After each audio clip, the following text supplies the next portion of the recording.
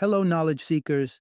In this episode of 20-Minute Books, we delve into the intricately woven narrative of The Compass of Pleasure by renowned neuroscientist, professor at Johns Hopkins University, and editor-in-chief of the Journal of Neurophysiology, David J. Linden.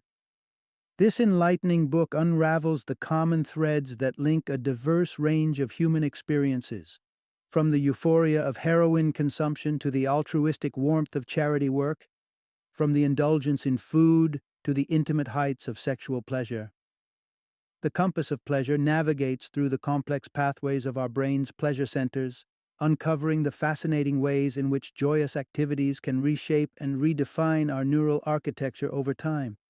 It sheds light on the true essence of addiction and exposes the cerebral underpinnings of our everyday choices, both benign and destructive. Whether you're deeply intrigued by the inner workings of the human brain and its impact on our behavior, grappling with the enigmatic forces of addiction, or on the quest for healthier means of achieving happiness, this book is an essential read. Join us as we explore the science of satisfaction and learn how our quest for pleasure shapes our lives.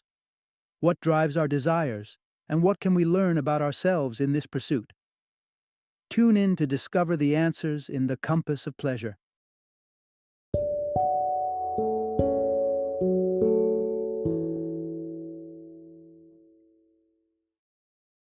The Compass of Pleasure.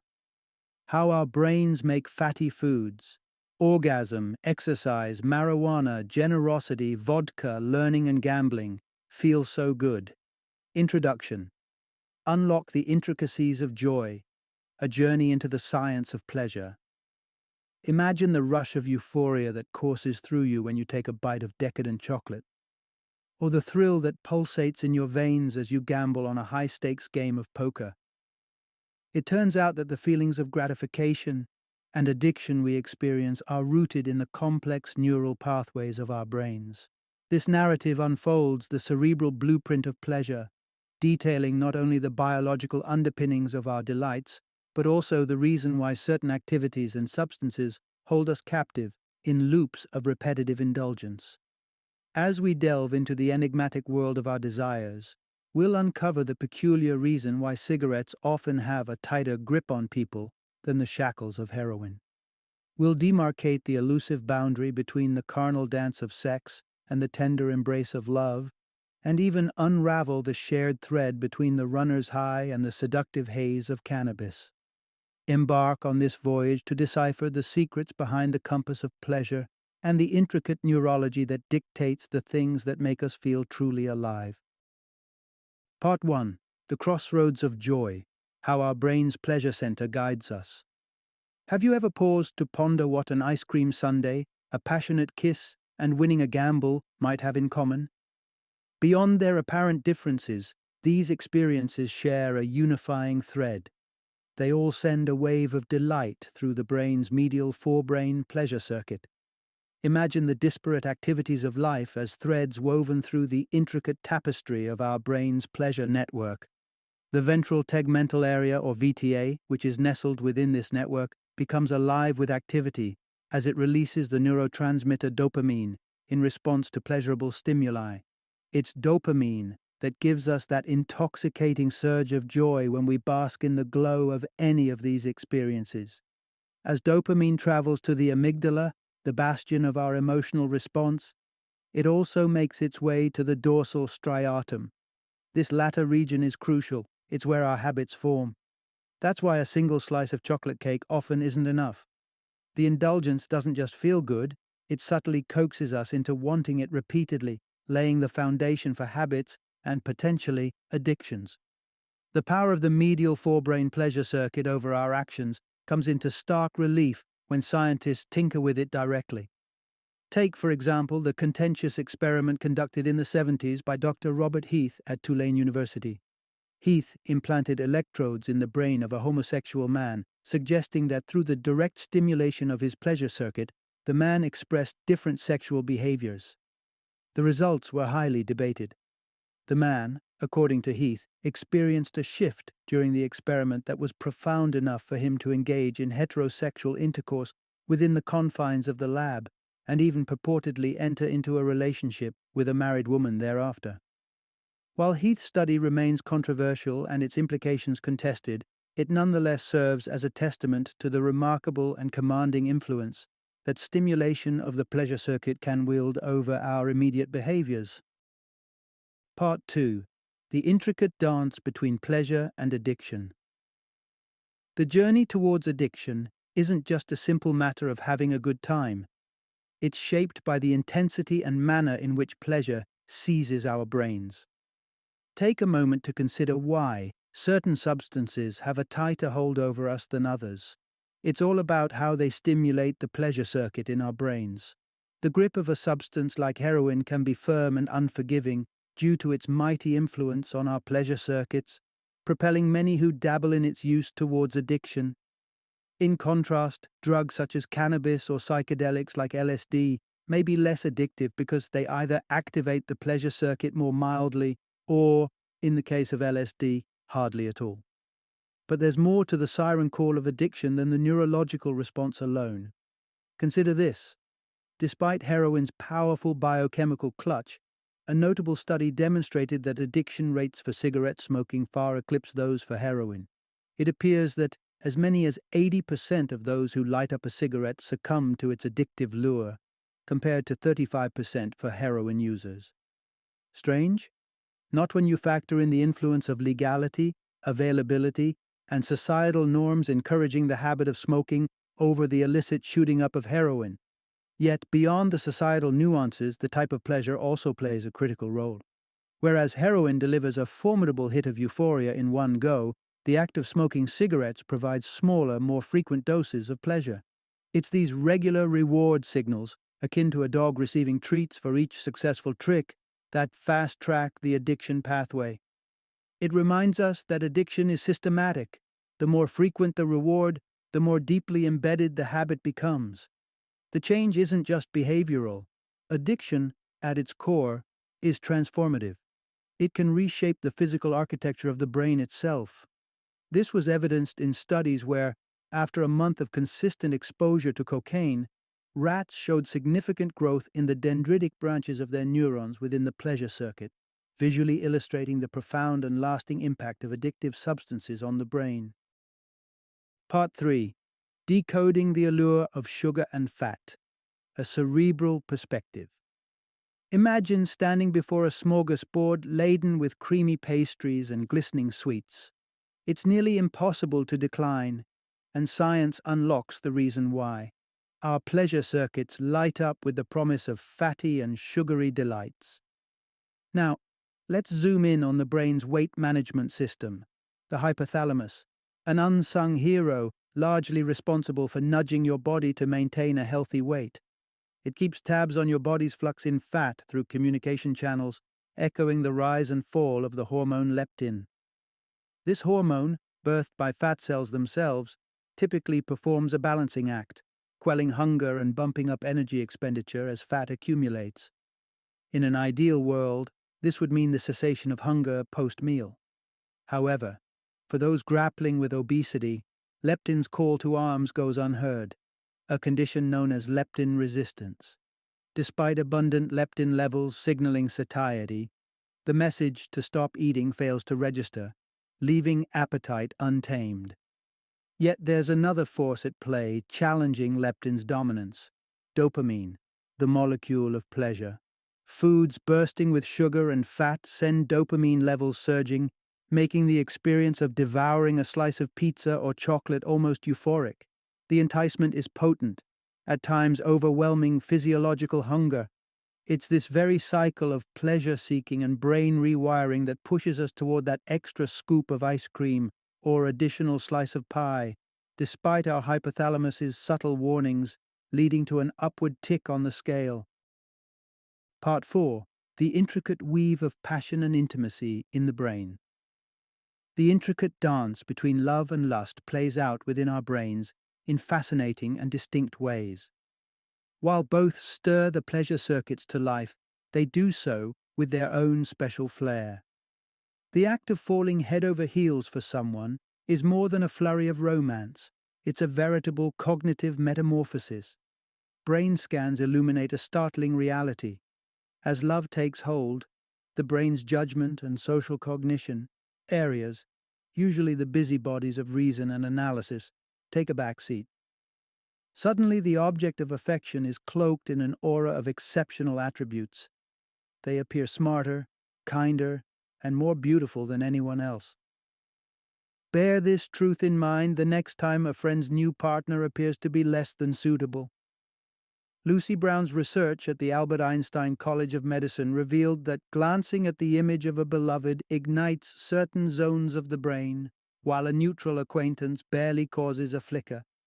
It's science's way of confirming that love, indeed, is blind. And then there's the enigma of orgasm, a crescendo of pleasure, or so it's typically perceived. Yet, pleasure isn't the orgasm's sole essence. Some moments of climax carry the unmistakable physiological signs, heart racing, muscles tensing, yet they fail to spark joy in the pleasure circuit. This phenomenon can be heartbreakingly evident in traumatic experiences like assaults or in the midst of epileptic episodes. Despite the darker capabilities of the body, orgasms, under consensual and desirable circumstances, are by and large a beacon of euphoria awash with dopamine. Renowned Dutch researcher Gert Holstiger presented this through scans, showcasing a vivid lighting up of the pleasure circuit during climax in both men and women. Love and lust, while distinct, both trace their roots back to pleasure, and when intertwined they offer a symphony of joy, suggesting there might be a beautiful sense to merging the physical and the emotional in our quests for connection. Part 5.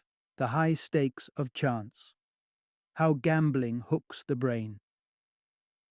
The idea of wagering money might ignite anxiety in many, but for others, the allure of a well-played hand in poker is intoxicating. It's not just the promise of reward that fuels this fascination. It's the pleasure circuit's siren song. Let's examine what constitutes an addiction and see how a pastime like gambling fits the bill. For an activity or substance to be considered addictive, it should lead to a cycle of persistent behavior, despite negative consequences, growing tolerance and dependence, intense cravings, and a shift from initial euphoria to a relentless pursuit of desire. And, notably, a higher potential for relapse after periods of abstinence. With this definition in hand, it's clear that gambling, much like substance misuse or compulsive gaming, stands as a bona fide addiction. The foundational issue is the same: an engagement followed by an alteration of the brain's pleasure circuit. Both genetic predisposition and learned behavior coax some towards the gambling tables. Intriguingly, our brains come with default settings that derive pleasure from uncertainty. This characteristic connects us with our primate cousins, monkeys to be exact. In experiments by Wolfram Schultz at the University of Cambridge, simian subjects learned to associate various signals with rewards or their absence, and displayed a dopamine spike when faced with a 50-50 chance of a tasty surprise after a blue light. Compulsive gambling isn't merely a matter of hard wiring, it's also deeply influenced by one's environment. Compulsive gambling frequently passes through family lines, imprinted in memories of children, exposed to the thrill and potential despair of the vice. Bill Lee, in his memoir Born to Lose, recounts a youth speckled with gambling dens and good luck charms, a testament to the way behavioral patterns can be ingrained and passed down, sometimes with harrowing consequences, such as a family member being literally gambled away to settle debts. The psychological draw and the socio-cultural push make the roulette wheel and the poker chip both exciting and potentially dangerous protagonists in the narrative of addiction. Part 6. Nurturing Joy: How Healthy Habits and Altruism Boost Brain Bliss. It would be easy to assume that the brain's pleasure circuit is reserved for our indulgences and vices, but joy isn't just confined to guilty pleasures. The routine practices of staying fit and doing good deeds pack their own delightful punch on our pleasure circuit. Take the phenomenon of runner's high, that euphoric second wind that athletes report feeling. even with the onslaught of aches and exhaustion. This isn't just an urban legend, it's a biochemical response as the brain unleashes opioids and the body's natural equivalent to cannabis, endocannabinoids. These compounds go hand in hand with dopamine, delighting us even as we push our bodies to their limits. This juxtaposition of pain and pleasure isn't exclusive to runners.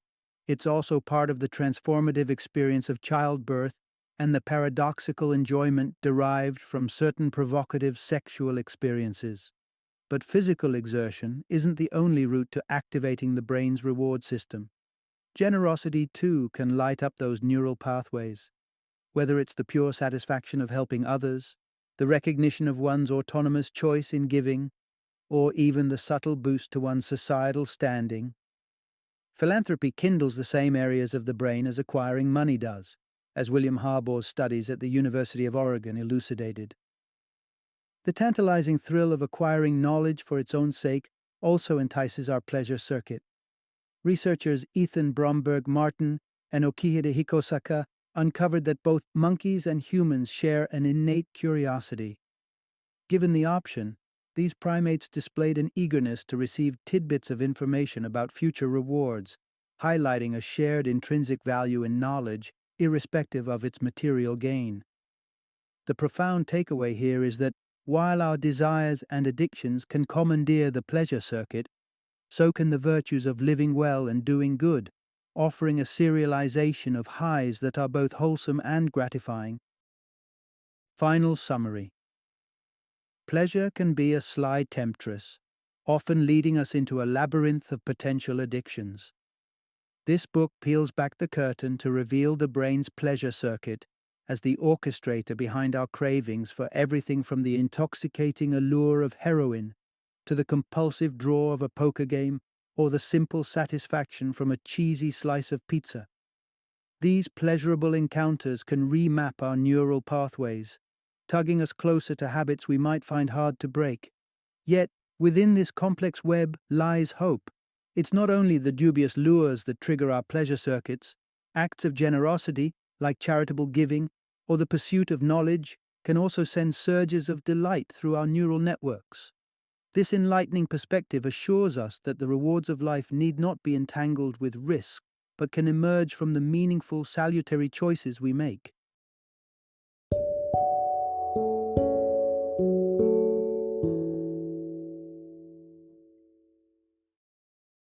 Thank you for joining me today on this journey of learning and discovery as we explored the insights of another thought-provoking book in our growing library of knowledge. If you've enjoyed our time together, please take a moment to follow our podcast, give us a 5-star rating, and share 20-minute books with other knowledge seekers. Your support truly means a lot.